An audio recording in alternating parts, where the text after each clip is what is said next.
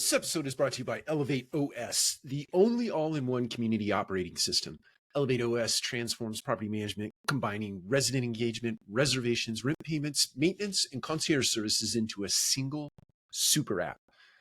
It also uniquely integrates access control, intercoms, package lockers, and thermostats, eliminating app fatigue and redefining modern apartment living. Visit elevateos.com/MMN for a free demo and see how they can help you level up your operations. Welcome to another episode of the Multifamily Collective. It is that time of the week again where you grab your favorite writing utensil and your favorite beverage. For me, it's Humbler. Proud Mary. I've been drinking a lot of this lately. Roasted in Portland, Oregon, one of my favorite cities in the USA. If you want to grab that pen and that notebook for this conversation with Katie Nelson, who is the founder of Lustra Consulting, based in Minnesota. We talked about the snow that is happening right now in Minnesota. Unpack a little bit of a story. This wasn't in the episode, it was pre-record, but one year I went to Minnesota for spring break. That's not the month you want to go to Minnesota, for sure. Katie is a marketing expert. She is full of actionable ideas. This episode is full of actionable ideas as it relates to marketing, repositioning, branding. She brings to the conversation a wealth of information, a wealth of storytelling, which is one of my primary takeaways, is this emotional resonance that you put together through your storytelling, through your branding. She does a wonderful job of unpacking that, along with some action items that you can put in place at your organization to make it even better from a marketing perspective.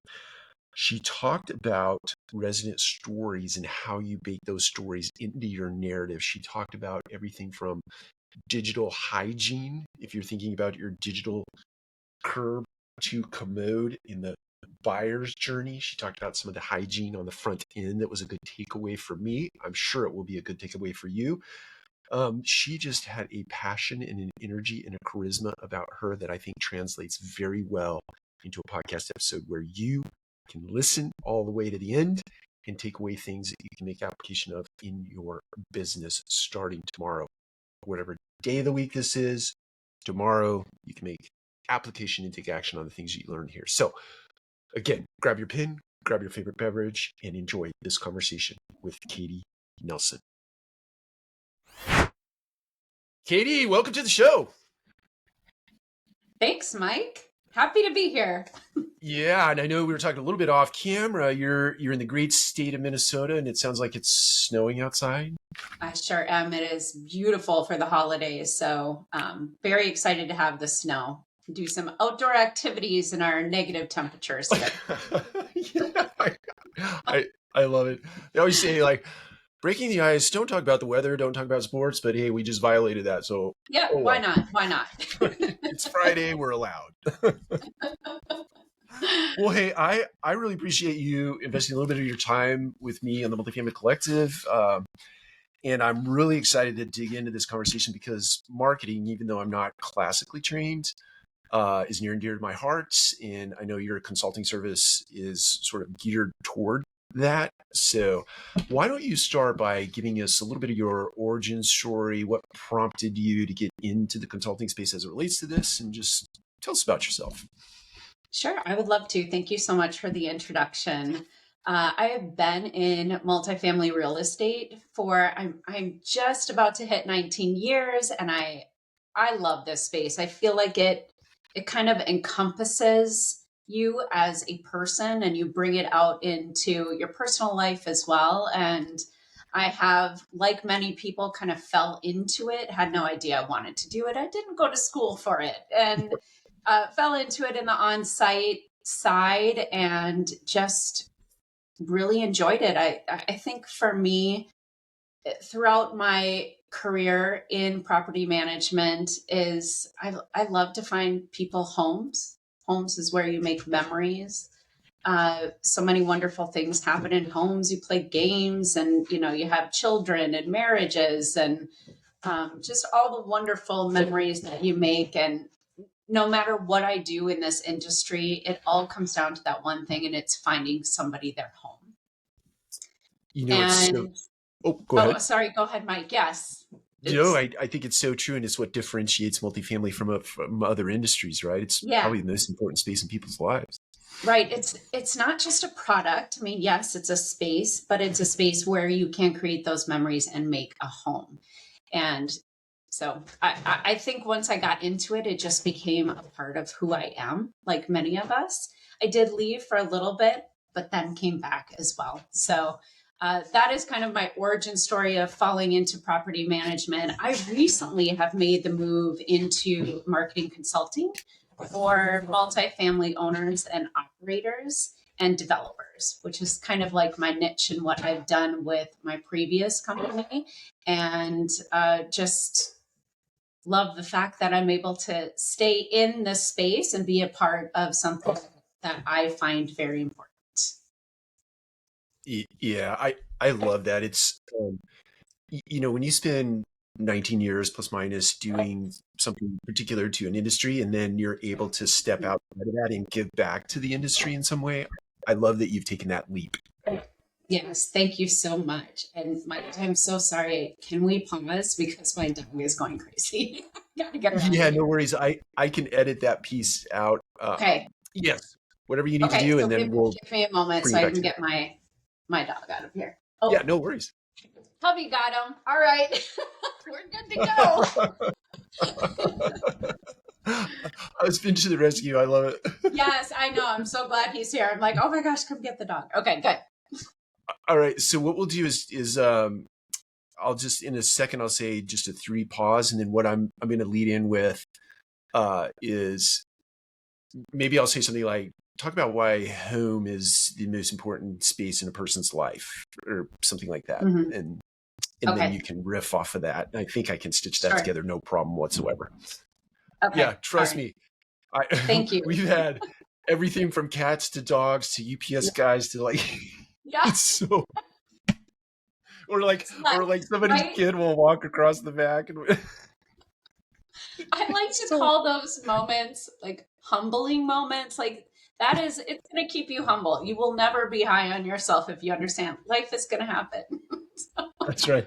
That's right. Yeah, we all have to have a little bit of grace with that. So okay. So in let's just do like a 3-second pause and you'll know I'm done with 3 seconds because I'll just start. Yeah, Katie. So a person's home is likely the most important space in their life for some of the reasons that you just cited, memory making moments and etc. Why do you think that is? You know, and for me, growing up, we moved around a lot. My parents got divorced, and we had like a 10-year stint where home always looked different. The Mm, aesthetics of home. It was an apartment, or maybe it was my grandma's house, or it was a rental, and we moved around a lot. And I think that created something within me where I wanted to make sure no matter where I lived, it felt like home. And that space became so important to me as a person and as an individual, and now as a mother, to create this space where I feel comfortable and I feel safe. And I know we can't use that word in multifamily marketing. However, it's a feeling. And creating that lifestyle through marketing is something that has become so important to me. It was important when I worked on site, and it's still very important to me to this day as a marketer, and showcasing that even online now is showcasing that this can be a space that you can call home. it sounds like to me, or what it brings to mind for me, is that there there is this sort of pronouncement of brand and narrative over sort of say in the past we talked about features etc in terms of Mhm. marketing, but now it's more about brand and narrative. Is that fair to say, and if so, how would you unpack that? Yes, definitely. I love that you said it that way. Home is, it's what I like to call and what I like to create in my marketing as a lifestyle, not just features and benefits. I think what you'll find in marketing these days, and I'd love to see so many other marketers doing this as well, is this is what it's going to be like for you to live here, not just here's a 2D floor plan and this is where the walls are and this is where, you can put your bed here and then your couch here. It's not like that anymore. What we want to do is create a fully enveloped way for potential residents to see where they're going to live and what that space is going to feel like when they're there. So the 3D images, video is even a step beyond that, creating a day in a life of videos, which we've done now for a while, but what's it going to feel like to live there? What is your day going to be like? Many people work from home now or have a hybrid schedule. Can you work and live in the same space? What is that going to be like? And then how do you, in turn, also, since COVID, create this sense of community for them online so that when they come there, they can really feel that sense of community. So again, not features and benefits, but the lifestyle and the experience and the engagement of that particular community, that's going to mean so much to them. And, you've got like, I don't know, 15, 18 touch points before they even schedule that appointment or make that phone call. So you really want to showcase that lifestyle and what it's going to be like and how that is like, yes, I want that to be my home. That's my new home. So you bring something to mind that I've thought about for a very long bit of time. I used to label it curb to commode, and it really was like all those touch points, those 15 to 18 touch points that you were talking about. Mm-hmm. But then in the digital age, it's like digital curb to commode, digital curb meaning your website, etc. You cited 15 to 18, but if you were to say to this audience, the top 3 things in terms of your digital hygiene or footprint online, what are the top 3? Like, don't miss these things. One thing that, especially if you're looking at it from an owner operator, like the C-suite, is let's not forget the brand. So I think brand is number 1. This is your voice. This is who you are as a company, which then is portrayed online through your community. So that whole, this is who we are and this is how you're going to be treated while you're at one of our communities. I think the brand is number 1. And what goes along with brand then is, I believe to be the biggest piece of it is that storytelling. Yeah.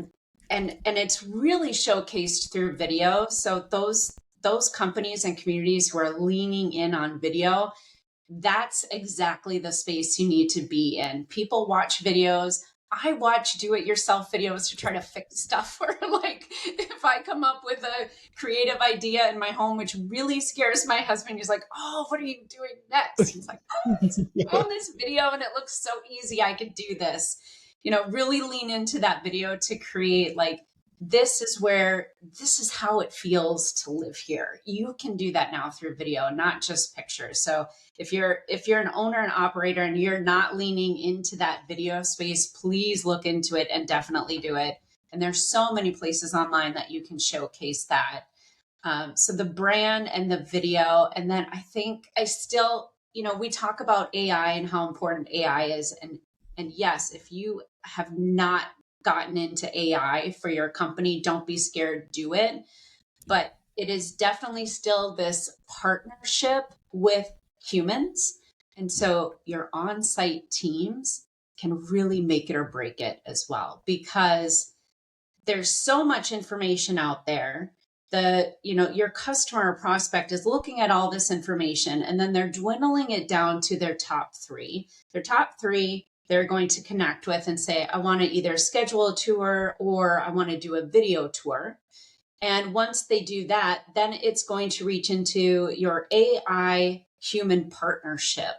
And your AIs are, we're still kind of at the beginning phase of that behavioral portion of AI, but they are an extension of your team. So they should act like your team and be held to those KPIs and excellence that you strive for in your staff. So they need to be held on to that, but then your staff as well, and making sure your brand and your storytelling goes down to your staff as well. So those would be my top three, Mike, I love in a that. I very love that. long-winded way of saying it. No, I think it's spot on, and to the extent that it has to touch all of the constituents, and all the constituents have to be on the same page. So true. Because if you're sending this brand message, but then your team doesn't speak the language or the vocabulary of this, then there's Yes. disconnect, right? Right. Training's a big piece of that. Many times, marketing and training partner together. And that's really where you can say your brand, your storytelling, your voice is actually showcased through all those top 3 points that you want to reach your customer. So I think So true. that's extremely important. I have this is sort of a selfish question, but it comes up so many times in boardrooms or conference rooms, in meetings. I will see C-suites or let's say executive VPs or VPs, and they'll say, well, that's not, it's not what I like. It's not what I think. Is it fair to say that you're not the audience? And it's really important that you understand you're probably not the audience that we're speaking to, or our narrative in storytelling and branding is geared toward. Is that fair to say? If not, let me know why. It is. And I believe as a marketer, being transparent about that. So they understand, and this happens all the time with when I do paid advertising for Google search. They're like, well, I searched and the ad Right. didn't pop up. It's like, please don't do that, because you're skewing, our advertising dollars. We don't want you to see it. You're not the audience, right? Unless you're looking for an apartment home in that particular area, like, you're not the audience. We don't want our dollars being spent on you searching for it. There are many nice and kind ways to say that. They do have to understand that we are going to be hyper targeting and specific, and the advertising should be. If they are seeing the ads, then the marketers and the advertising is going to the wrong audience. So Right. not dollars well spent, I believe. So I think when you Yeah. when you bring it down to, we are taking the dollars you're giving us and we're spending it to the audience, and that's not you, so that's okay, as long as we're able to pull the analytics and show that it's working and we're hitting those target KPIs and people are seeing the ad. They tend to be just fine with that. Excellent. I want to key off the KPI remark that you just made, but I want to set the context under sort of rebranding or repositioning a property. And I want to unpack that in a couple of different questions. And maybe the lead question is, you acquire a new property. Do you rebrand immediately, or do you wait 90 to 120 days to execute some piece of your business plan before you rebrand or reposition? I am going to bring you, I come from a company of attorneys, and their favorite phrase is, well, it depends. And that's exactly, I like that. That's fair. well, it That's fair. depends. Coming from a national company where we had markets and submarkets and large hubs and small hubs and lone islands, it really is going to depend on that particular market. It's going to depend on the community. I think one of the big, I don't want to say triggers, but one of the main pieces that we looked at was reputation, online reputation, because that is such a huge piece when people make decisions. You think about, a $19 product you want to buy on Amazon. You're spending all this time researching, well, what does it look like? Are there videos on there? Is this exactly what I need or partially what I need? And what are people saying about it that's candid and true? Because, the description isn't telling me much, and it's definitely going to be swayed in the positive when it's written by that particular, product owner. What are real people saying about it? And it's the same for an apartment home. I mean, this is a much larger purchase and investment when you think about the monthly rent and the expenditures of moving. So the online reputation is going to be a big a big decision maker on, do we rebrand or not rebrand? You're coming in with your company, and your company has, these values and this mission and this brand voice to the audience. Does this new property meet that? Can we quickly turn it around? If you can't quickly turn it around, then that's really where the repositioning and rebranding needs to come in. And I've done several of those, and it has been helpful to do that. Yeah. So on that, in that vein, if you so you have a property that's, let's say, same store, you've had it for some bit of time. Is there a moment where you might think or act on, say, a refresh or a rebrand? If you've held a property for a long bit of time, it's executed on the brand, it's done fairly well, but is there a moment in time where you go, you know what, let's just shift gears a little bit here, it needs a refresh or a rebrand? And if so, what are the tells for that? Absolutely. I'd love to talk to that. I will give you a story of my own for one that my previous company had, and we felt like we needed to give it a good refresh. We didn't necessarily do a full one. We didn't change the name. It had a good reputation. I think what we wanted to do is just showcase what we had done with renovations. And so when you go into community and you've had it for a while and you have done some renovations, you really want to show, hey, this is what, where we are. We've got a great location. We have a really great reputation online. However, we're doing even better. Like, we're aiming higher.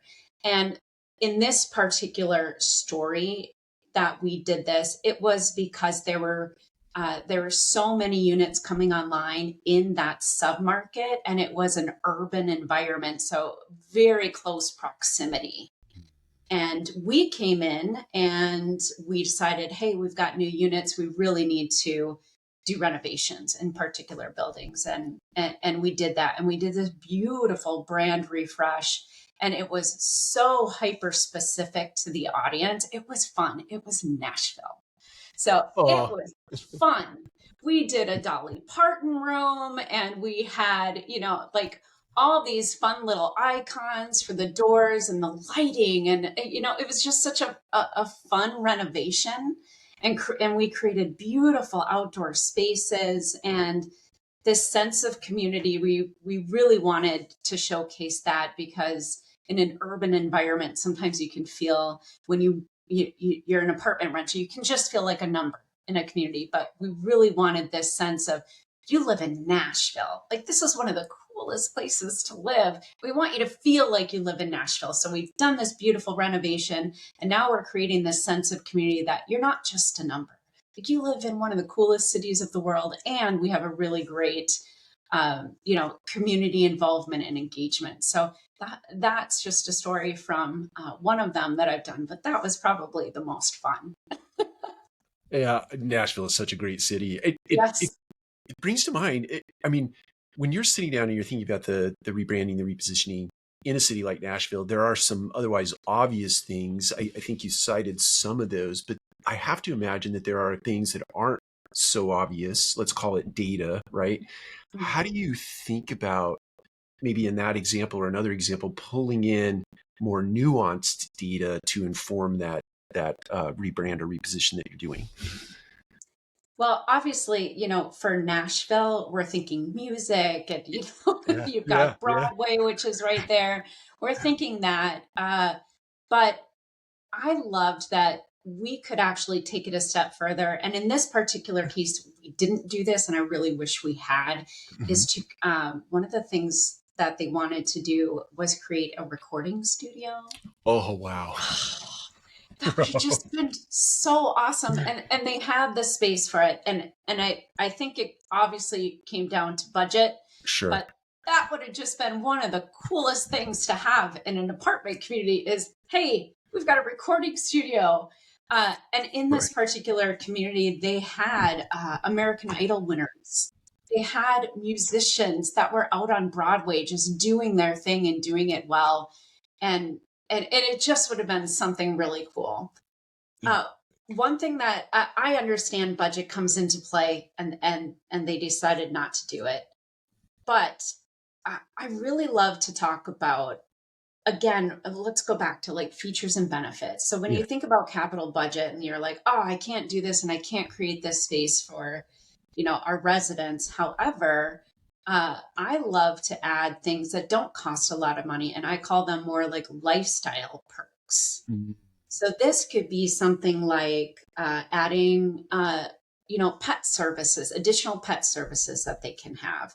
Back in the day, we had dry cleaning services, right? But it was a lifestyle perk of living there. We have this relationship with our local dry cleaner. They come in on Thursdays, they pick up and they drop off on Saturday mornings. And then, you can have this, beautiful clothing for, whatever you need. You can have a dry clean and it's professionally done for you. It's a lifestyle perk. And those things you can add at little to no cost. One thing I really loved in one particular space is Friday mornings we just did donuts and coffee, where we had a local donut shop pre-make all these donuts, and we would have it in the atriums of each building. So we had like little villa style buildings, and it would be 8 to 12 homes. And every morning they'd walk down between 6:30 and 8:30. They could just grab this beautifully crafted donut and, custom coffee for them. So just those small lifestyle perks. Being pet friendly is so huge. Pets Mhm. are a furry family member now, not just a pet. So That's right. the services we can offer to help with them, I always love the yappy hours. That's been around since the 80s. And, just doing the little parties. I've done parties in a tennis court where people bring their pets and we grill out hot dogs and things like that. Those things don't cost a lot of money, but create this beautiful community engagement. And adding those to your advertising is huge. It's huge. It's like, again, this is what your life is going to be like here, and we want it to be home for you. Yeah, definitely. It's remarkable. I've been in the business almost 30 years plus or minus. I don't necessarily like to admit that, but it those ideas like that have been mainstays throughout the 30 years I've been in this business, and likely some of the most effective mainstays as it relates to community building. You're just bringing people together and creating these sort of collision points where they can get to know each other. And I think I'm not I'm not going to be able to cite this specifically or precisely, is you're less likely to leave your friends if you create those relationships in a community. You're less likely to leave them. So at renewal time, you're probably going to renew because you don't want to leave your friends, and that's good for the Right. community, right? Exactly. I attended this. I love to geek out on data. We haven't talked a lot about data, but a Sure. lot of these decisions for owners, operators, and specifically for maybe certain submarkets, they do come from the data. Mhm. And I geeked out at OpTech on this. I love economists. I love to hear what they have to say and what's up and coming for our industry. We are a little behind, but we're getting there with COVID. So that was the blessing of COVID for our industry. I just love to sit and geek out on data, and I listen to a couple of these economists, and it's just spectacular what they bring to the table and what they want you to look at. You've got the public data that you can pull, you've got private data. One thing they didn't hit on, they did hit a little bit on sentiment data, which Yep. I, Yep. because this is a feeling, they really thought sentiment data didn't really make people renew. I don't agree with that, because I've worked a lot on sentiment, and the surveys and the information that we gather from our current residents and prospects, I think, are really important and do drive decision making. So I didn't necessarily agree on that, because it is data. It's just a felt, like it's a feeling data. Yep. I Yep. really wish they would have drove a little bit more into behavioral data, Yeah. Yeah. and that is the behaviors of our residents. Now, we do have some uh, software that we can use to figure out behavioral data. It's very scary to Yeah. see what you learn from that, and the fact that, our phones tell our entire behavioral story. Right. That's right. But That's it right. it is really, really great to understand your audience and understand it's psychographics, what we call it in marketing, but it's behavioral data.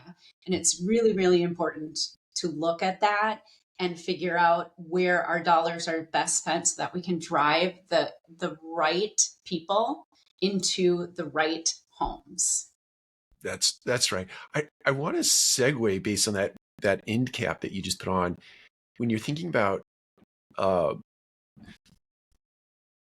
at your former employer, you had a very diverse portfolio, right? We did, And yes.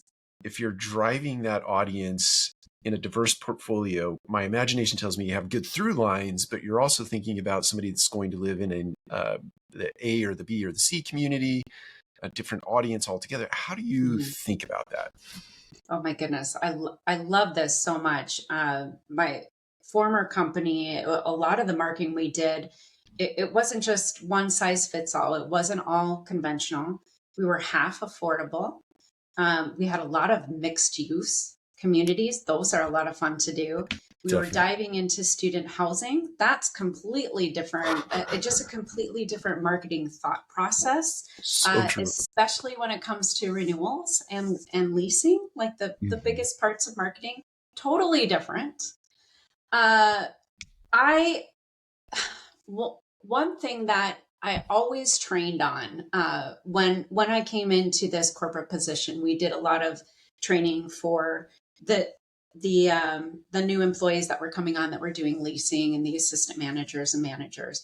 And one thing we taught was generational marketing because Mm, today people are living longer and you have all these different renters you need to reach. So you've got the brand new renters. When it comes into student housing, you have these young kids, but you are not just renting to them as students, you're also renting to their parents that's and right. sometimes grandparents. That's So right. you have to look at that's three generations right there that you have to rent to for student housing. For conventional and affordable, you've got four generations that you're renting to, and they all speak different languages when it comes to what they hold, what holds value to them That's right. and how they're going to communicate and respond. So one of the questions and pushbacks I got, and it's very understandable, is do we still write thank you letters? Well, who Mm, is your audience? hmm. If you have an audience, if you're looking at those like two plus dens, a lot of, if you have that in your unit size, you're most likely going to have baby boomers renting because they sell the big house, they want freedom, Hmm. and they also value tangible things. So if you write a thank you letter for their visit and nobody else does, and they understand, I'm going to have to deal with these people for the next 12 months. If I have a problem or something goes wrong, it's going to be somebody, I want to deal with somebody who speaks my language. Hmm. And most likely because that's where they hold value, that's where they're going to rent. So yes, take the time to do the thank you letters if that is an audience of yours. If it's all studios and one bedrooms and you really don't see that generation as your audience, I wouldn't spend your time there. But you do have to be very cognizant of your audience and what they hold as their true value. That's right. It's you bring up an interesting point with the handwritten note, and so I last year I made it a goal to write a handwritten note every day of the year and hand mail it out, hand address it, the whole 9 yards. And the list is just a list that I've grown over a very long bit of time in this industry. And so there are a lot of youth on that list, right? People that are much younger than me that just send like just a quick encouraging note. But anyway, the point I'm getting to is you'd be shocked how many young people they would take a picture of it and send it back to me like, wow, this really hit me or this made my day or whatever it is, and it's don't undervalue the you know a good handwritten note. It's just, and it doesn't matter what generation. Everybody likes to see something that was thoughtful and took work, right? I, there are stories I've seen, and I know there's programs that do this that pair a younger generation. So you're looking at Yeah. maybe elementary school kids Yeah. with a nursing home generation. And what you see there is even, it's kind of like styles, like they repeat. Yeah. So the values of those generations do end up repeating. So when you're looking at the baby boomers, you will see a lot of similarities in the younger millennials and now Right. even into Gen Z. So that story of how they appreciate, they understand nobody writes notes anymore. So for you to take the time to Mm-hmm. write a thank you note and get it in the mail and they receive it, they're like, wow, this person took the time. So that value is something that has repeated over generations, and you can see those commonalities in different generations. So yes, I take the time to do it, you're going to stand out. You're Yeah. going to stand out for something that we did for generations and years, and thank you notes. And that was just something you always did back in the 80s and 90s. And now it's like it's a lost art. That's right. And to your point, to your punchline, it could be the differentiating factor as to whether or not they come back to lease from you or a competitor, right? It's something that Exactly. didn't take Yep. How to 5 minutes. stand out. These are not, it's funny because when you bring up an idea like that, to maybe an on-site team member, they're like, wow, I never thought of that. Mm-hmm, That's such a great idea. It's like, this is not something that I created and made up. Like, people have been doing it for years. It's just, it got lost. It got It got lost. lost. It got lost in our, instant gratification society. But Yes. so speaking of team members, you've built teams. My imagination tells me you built teams in the past. When you're thinking about a team member in today's environment, marketing or branding, repositioning, in this sort of genre property management, what do you look for in people that you're going to hire? Okay, so I'm going to go back to my attorney phrase response. It all depends. I love it. I I love it. have built all different teams. I will tell you, one that I just thought was so fun is with my previous company, I got the privilege to build a centralized leasing team. And Oh, this was fun because when I created the job description, I really thought about the person that I want. It it wasn't actually somebody who knew or understood multifamily. What I was looking for was a gamer. And when it came down, so I love to build personas. So the persona that I built was my gamer. This was my gamer. And the reason I needed somebody who was a gamer for a centralized leasing position is because they were going to have multi screens in front of them and they were going to have to quickly learn and then be able to change when they're talking about all the different communities that they were supporting. So I can teach them multifamily, I can teach them leasing and how to set and nail that appointment and make sure those closing ratios were really high. Very easy for me to do. But teaching them how to be multi-screen, move really fast, pull data very quickly, and be able to memorize things, I knew I needed a gamer.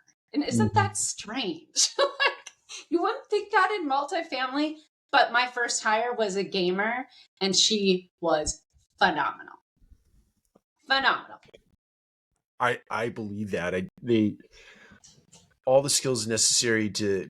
I think my son pops into my head and his dexterity Mm-hmm. and and the games that he plays are coming. And how their brains function and move so quickly. Yes. Blows me away, and I can see how that would translate into a fast-paced environment Mm-hmm. where you're doing stuff in the multifamily industry. I totally see that. Are there other traits that you think are necessary beyond this sort of ability to take in information very quickly, make Mm-hmm. informed decisions? Anything else you would look for? Yes, I would love to talk about lease ups. So I've done almost 20 lease ups, and every single time I hire somebody again, I really try to hire outside the industry, but for lease up specifically, because it is a very aggressive, fast paced environment, I need a salesperson. And my first lease up, I hired 2 realtors. And realtors are extremely competitive. So I put them in the same model. I made them office. It was a 2+10. I made them office in the same model because I knew they would be talking back and forth. And when those prospects would come in, they're standing up, they're nabbing them, they're walking them through, and then they can walk them through the next model. But I kept them in the same space because I wanted that competitive spirit. Yeah. And, the back end stuff, fighting over commissions and stuff, I'll handle that. But I need you to lease, and we need to be 70% before the day of CO. So I'm going to hire salespeople. The best lease up employees I've had have been car sales people. Interesting. People who sell cars. Yeah. Realtors are fantastic for it, but you really, really have to understand the realtor mentality if they've been in the real estate industry for a while. And then anybody who's done cold sales, door to door.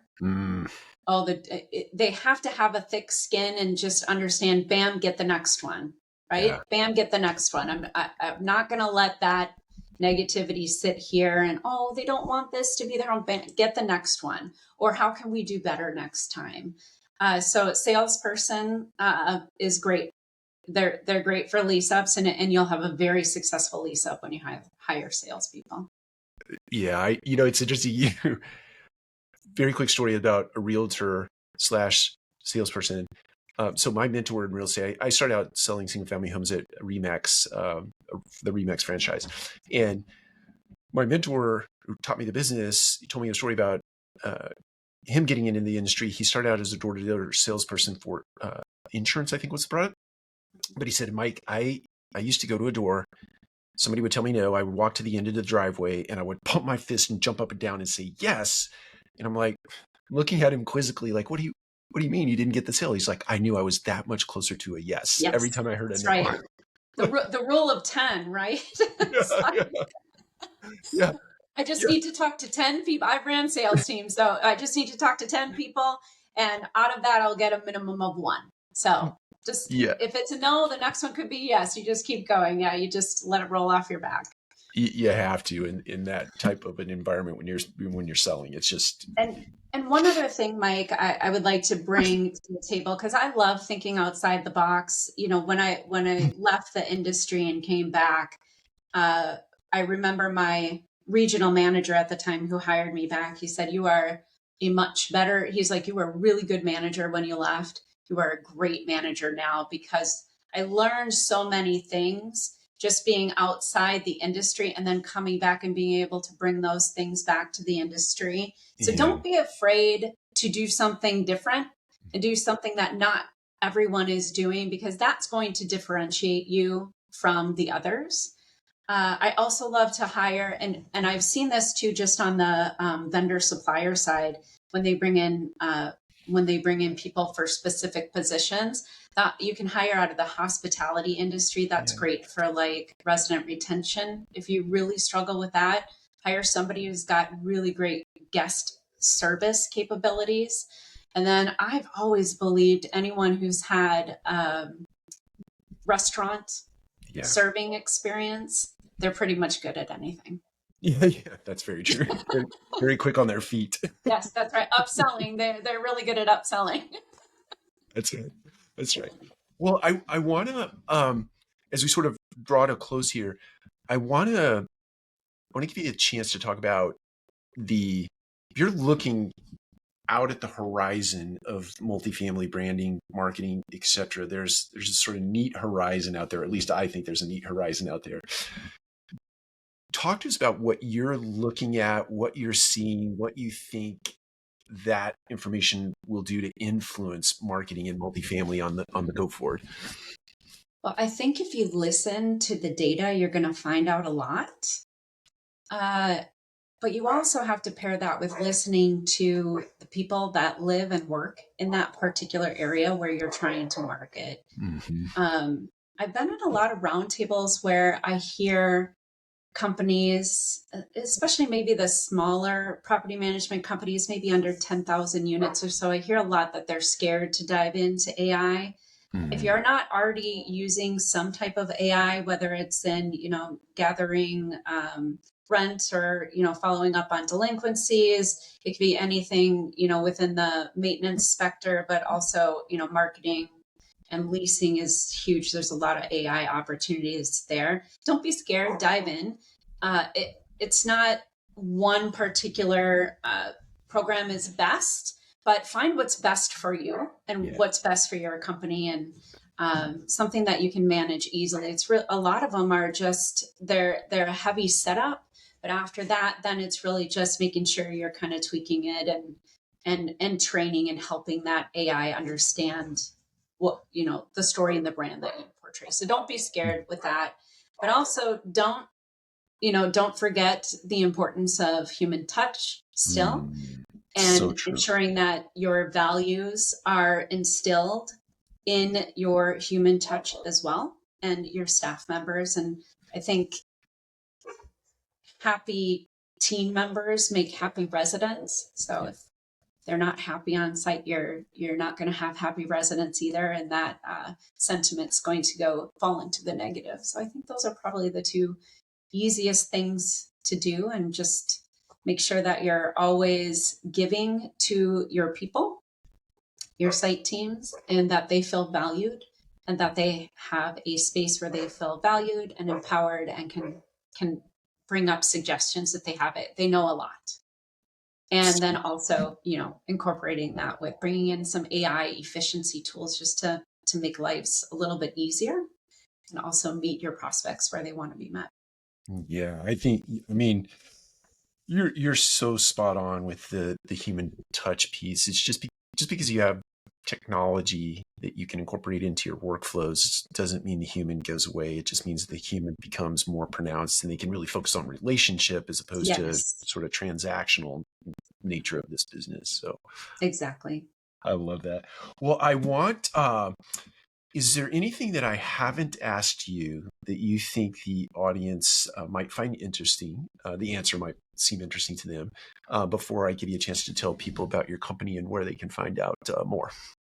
I think there is one thing I want to talk about, and it is going to be very, very marketing specific. So I'm speaking to marketers or owners and operators that maybe are in transition and don't have a strong marketing executive to take a look at this, but ensuring that you're doing your audits online, but bring that feeling of home to all of your advertising online, because that lifestyle, the more you create it online for your prospects, the more likely they are going to be to reach out and schedule a tour.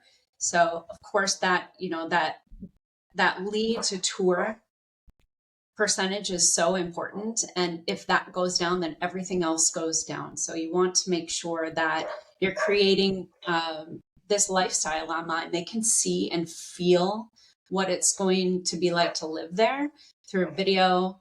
Make sure instead of just features and benefits, you put those lifestyle perks on there. Put the efficiencies on there 24/7. Emergency maintenance, your online payments, your online renewals. There are some people out there who don't like to pick up the phone, and that's okay. Let them know that living there, they won't have to do that. They can schedule everything online and get their message across that way too. Ensuring that you can showcase the lifestyle online, go through, do those audits before the end of the year. We've got one more month left in this year, and get it done and ready for 2026. I just think that's really important. I think we missed that, is that the hello or becoming a resident actually starts with their first touch, not the first time you talk to them. So true. Katie, it has been an absolute pleasure. Again, I thank you for investing a little bit of time with me. And for everyone else, we will see you next time on the Multifamily Collective. Thanks, Mike.